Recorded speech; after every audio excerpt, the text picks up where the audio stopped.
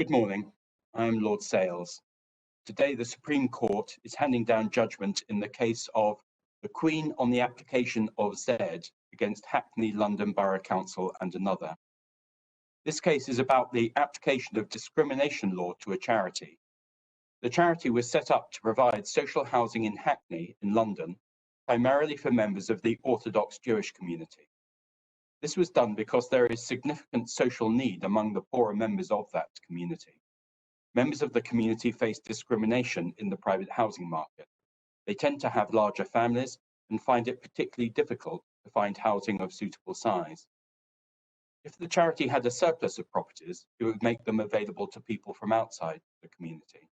But the need within the community is so great that there is no surplus over need. So in practice, all the charity's properties are allocated to members of the community. The charity's properties are made available as social housing via an internet portal operated by Hackney Council.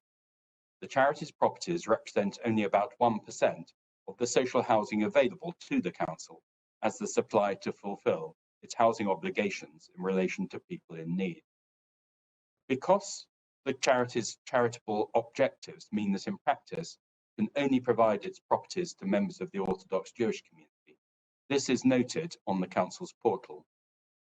The appellant in this case is a single mother with 4 young children. She was in need of social housing in a larger property. She is not a member of the Orthodox Jewish community. The appellant was on the council's housing list as having a priority need. However, she had to wait some time until a suitable property became available into which she could move on a permanent basis. Meanwhile, a number of larger properties owned by the charity became vacant and were allocated to families from the Orthodox Jewish community who were also in need. This was in accordance with the charitable objectives of the charity. The appellant felt this was unfair and complained that both the council and the charity were unlawfully discriminating against her on grounds of her race or her religion. The case depends upon whether the charity was acting unlawfully in pursuing its housing allocation policy to give effect to its charitable objective of helping members of the Orthodox Jewish community who need social housing. The relevant rules on what counts as unlawful discrimination are set out in the Equality Act 2010.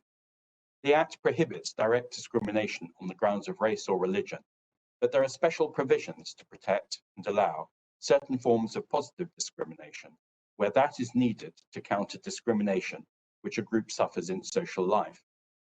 There is also a special provision to protect the operation of charities where they act to carry out the charitable object set out in their constitution. The appeal is primarily about the application of these provisions. There are also relevant rules in a legislative instrument of the European Union called the Race Directive. This prohibits discrimination on grounds of race in relation to certain activities, including the provision of social housing. The appellant relied on this as well. In relation to the provisions in the Equality Act 2010, which permit positive discrimination aimed at correcting social disadvantages suffered by particular groups, which are Section 158 and Section 193, subsection 2A of the Act, the critical question is whether the charity's allocation policy was proportionate to the correction of social disadvantages experienced by the Orthodox Jewish community in Hackney. At first instance, the High Court found on the evidence that the charity's housing allocation policy was based on religion rather than race, and held that it was proportionate and therefore lawful. The Court of Appeal agreed. In this court, we have examined the reasoning of the High Court and the Court of Appeal with care. We have concluded that they were right in their assessment. In relation to the further provision in the Act, which provides protection for charities which act within the scope of their charitable objectives, which is Section 193, subsection 2B of the Act, the court had to decide whether it also incorporates a proportionality requirement by implication. In the court's judgment, there is no scope for any such implication. The provision has to be applied in accordance with its terms. In any event, even if a proportionality requirement were implied, it was satisfied in this case. All this means that the charity has several valid defences under the Equality Act. There was no unlawful discrimination according to that Act. In the Supreme Court, we permitted the appellant to raise a new argument based on the Race Directive. She claimed that the charity's allocation policy involved unlawful direct discrimination against her on grounds of her race. However, this claim falls to be dismissed as well.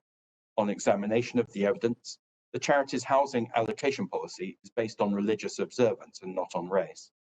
Therefore, it is not within the scope of the Race Directive. For these reasons, the appeal is dismissed.